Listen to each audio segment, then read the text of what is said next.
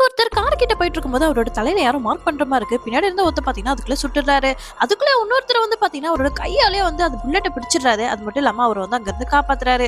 So யாரா இது? அது மட்டும் இல்லாம புல்லட்டே கையில பிடிக்கிறான்னு சொல்லிட்டு வில்லனே வந்து பாத்தீங்கன்னா ரொம்ப அசந்து போய் நிக்கிற சமயத்துல தான் நம்ம வில்லன் கரெக்டா எஸ்கேப் ஆற சமயத்துல தான் நம்ம ஹீரோ வந்து பிடிப்பாரு. பட் இருந்தாலும் கீழே வந்து விழுந்துடுறாரு. என்ன நடக்குதுன்னு தெரியாம யோசிச்சுட்டு இருக்கும்போது அவர் கையில இருக்கக்கூடிய கிரீன் ஸ்டோனால தான் வந்து பாத்தீங்கன்னா நம்ம ஹீரோவால நகரவே முடியல. அது மட்டும் இல்லாம இந்த கிரீன் ஸ்டோன் தான் அவனோட வீக்னஸ் தெரிஞ்சுக்கிட்டு நம்ம வில்லன் அதை வச்சு வந்து பாத்தீங்கன்னா ஒரு புல்லட்டே வந்து தயாரிக்கிறாரு. இப்ப இதை வச்சு நம்ம ஹீரோ கரெக்டா டார்கெட் பண்ணி இப்ப சுடுறாரு. கரெக்டா நம்ம ஹீரோ கையில தடுக்க நினைக்கிறாரு. பட் இருந்தாலும் அவர் கையை தாண்டி அவருக்கு அவரோட ஹார்ட் கிட்ட வரைக்கும் வந்து பாத்தீங்கன்னா அது கிட்ட போயிடுது. உடனே நம்ம ஹீரோ அப்படியே வந்து சுருண்டு கீழே விழுந்துறாரு. அந்த சமயத்துல எப்படியோ ஃபர்ஸ்ட் எய்ட்லாம் பண்ணி அவரை வந்து காப்பாத்திடுறாங்க. கடைசியா வந்து பாத்தீங்கன்னா வில்லன் நம்மளோட ஹீரோட வீட்டுக்கே வந்துடுறாரு. அது மட்டும் இல்லாம இப்ப சர மாதிரியா வந்து பாத்தீங்கன்னா இவர் வந்து சுட்டுட்டே இருக்காரு. பட் இருந்தாலும் நம்ம ஹீரோக்கு ஒண்ணுமே இருக்காது. ஏன்னு கேட்டீங்கன்னா உள்ள வந்து புல்லட் ப்ரூஃப் வந்து போட்டிருப்பாரு. சோ இது தெரியாம நம்ம வில்லன் இவ்வளவு நேரம் சுட்டதெல்லாம் வேஸ்டா போச்சு. அது மட்டும் இல்லாம இப்ப வில்லனை தூக்கி போட்டு அடிக்கிறாரு.